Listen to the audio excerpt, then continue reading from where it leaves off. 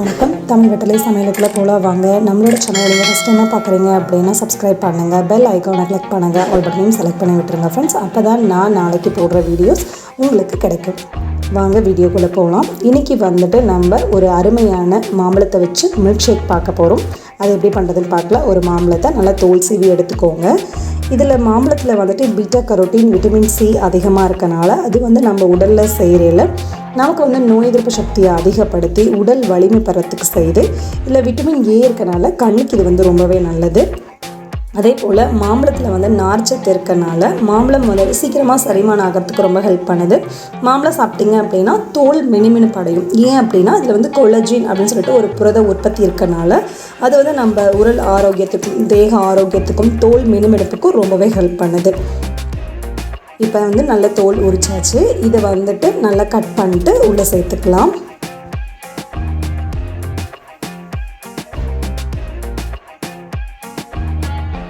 இந்த போல் கட் பண்ணிட்டு உள்ளே சேர்த்துக்கலாம். இதில் வந்து B6 இருக்குது. அதனால் மூளை செயல்பாட்டுக்கு இது ரொம்பவே ஹெல்ப் பண்ணுது. மூளை சுறுசுறுப்பாக இருக்கிறதுக்கும் நினைவாற்றல் அதிகமாகிறதுக்கும் இது ரொம்பவே ஹெல்ப் பண்ணுது.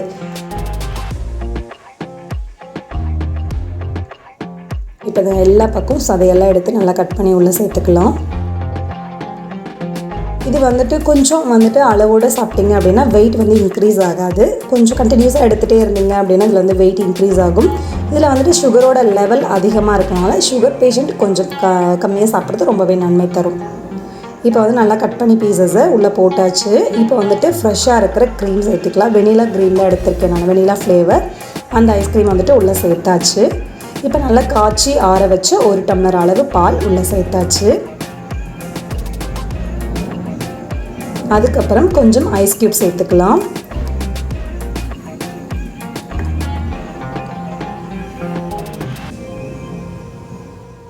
கொஞ்சம் தண்ணி சேர்த்துக்கலாம். ஐஸ் க்யூப் வச்ச தண்ணி கூட சேர்த்துக்கலாம், சில் தண்ணி சேர்த்துக்கலாம். தேவையான அளவு சுகர் சேர்த்துக்கோங்க. இந்த மாம்பழத்தோட ஸ்வீட்னஸ் எப்படி இருக்குது அப்படிங்கிறத பார்த்துட்டு நீங்கள் வந்து சுகர் சேர்த்துக்கோங்க. இப்போ இதை நல்லா மிக்சியில் அரைச்சி எடுத்துகிட்டு வந்துடலாம். நம்ம அவ்வளோதான், அரைச்சி எடுத்தாச்சு. நம்ம இப்போ கிளாஸில் மாற்றிக்கலாம். கிளாஸில் வந்துட்டு கார்னிஷ்காக கொஞ்சம் க்ரீம் ஆட் பண்ணிட்டேன்.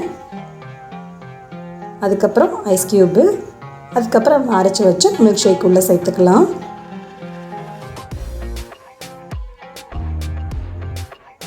அவ்வளோதான், நம்மளோட மில்க் ஷேக் வந்து சூப்பராக தயாராகிருச்சு. மேலே கொஞ்சம் ஃப்ரெஷ் க்ரீம் ஆட் பண்ணிக்கலாம்.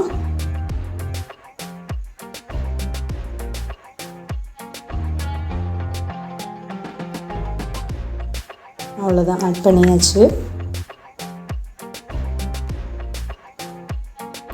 இப்போ இதில் வந்து கார்னிஷ்காக கொஞ்சம் கட் பண்ணி வச்ச மாம்பழ துண்டுகளை மேலே சேர்த்துக்கலாம்.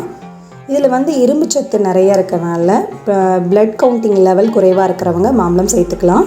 அதே போல் உங்கள் ப்ரெக்னென்ட் லேடி சாப்பிட்றது ரொம்பவே நன்மை தரும். உங்கள் குட்டி குழந்தைக்கு ரத்த ஓட்டம் சீராக இருக்கிறதுக்கு இந்த மாம்பழம் ரொம்ப ஹெல்ப் பண்ணுது. சீசனல் ஃபுட் இல்லையா, ஸோ மிஸ் பண்ணிடாதீங்க. நீங்கள் தாராளமாக எடுத்துக்கலாம். இதை மிஸ் பண்ணாமல் இதை எடுத்துக்கிட்டிங்க அப்படின்னா இதில் உள்ள நன்மைகள் முழுமையாக உங்களுக்கு, உங்களோட குட்டி குழந்தைக்கு, உங்கள் வீட்டில் இருக்க பர்சன்ஸ்க்கு எல்லாத்துக்குமே கிடைக்கும். கார்னிஷ்காக தேன் அப்ளை பண்ணியாச்சு. சூப்பராக நம்மளோட மாம்பழம் மில்க் ஷேக் தயாராகிருச்சு. ஈஸியான இந்த ரெசிபியை ட்ரை பண்ணி பாருங்கள். எப்படி இருக்குன்னு சொல்லிட்டு கமெண்ட் பண்ணுங்கள். நம்மளோட சேனலுக்கு சப்ஸ்கிரைப் பண்ணுங்கள். அப்போ தான் நாளைக்கு நான் போடுற வீடியோ உங்களுக்கு நோட்டிஃபிகேஷனில் வரும். தேங்க்யூ.